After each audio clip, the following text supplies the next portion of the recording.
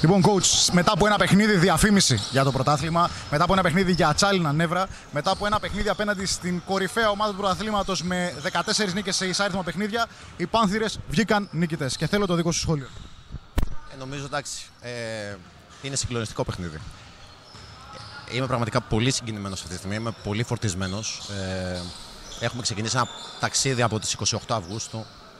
Αυτή η ομάδα πραγματικά δεν είχε το ταλέντο των άλλων ομάδων, ούτε το budget των άλλων ομάδων, αλλά πολλές φορές το μπάσκετ δεν μετράνε αυτά. Είμαστε οικογένεια. Δουλεύουμε στο γήπεδο. Πάρα πολλές θυσίες, τα κορίτσια πολλές θυσίες, όλοι μας. Θέλω να αφιερώσω αυτή τη νίκη στην ομάδα, στα κορίτσια μου. Πραγματικά σήμερα κατέθεσαν αυτό. Ήταν τεράστιο μεγάλο παιχνίδι από όλες. Και πραγματικά αυτή η ομάδα δεν έχει ταβάνι. Το πιστεύω. Επειδή το είπες αυτό και επειδή είναι η 8η σέρι νίκη της ομάδας της Καβάλας και πλέον έχει εδραιωθεί στη θέση στο play-off, μπορούμε να μιλάμε για Α1? Όχι. Μπορούμε να μιλάμε για την επόμενη προπόνηση. Η επόμενη προπόνηση πρέπει να έχει διαχείριση. Γιατί έχουμε ένα πολύ μεγάλο παιχνίδι στις Σέρρες. Η ομάδα αυτή τη στιγμή ακόμα είναι τρίτη και τα πάντα θα κρυθούν το Μάιο. Τον Απρίλιο, το Μάιο στα play-off.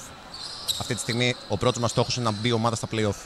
Είναι μια νίκη, αλλά πρέπει να διαχειριστούμε, να κοιτάξουμε την επόμενη μέρα. Η επόμενη μέρα πρέπει να έχει ακόμη περισσότερη δουλειά. Γιατί τώρα, όταν είσαι στην κορυφή, όταν κερδίζεις τον πρώτο, πρέπει να δουλέψεις ακόμα παραπάνω για να παραμείνεις στην κορυφή. Ευχαριστώ πολύ και συγχαρητήρια. Καλά, ευχαριστώ πολύ. Μεγάλη νίκη σήμερα για την ομάδα των Πανθήρων απέναντι στον πρωτοπόρο Παναθλητικό που μέχρι σήμερα κανένας δεν είχε καταφέρει να τον καταβάλει. Οι Πάνθηρες είναι αυτοί που τον υποχρέωσαν στην πρώτη του ήττα στο πρωτάθλημα. Θέλω ένα σχόλιο για την αναμέτρηση. Τι να πω, ήταν απίστευτο.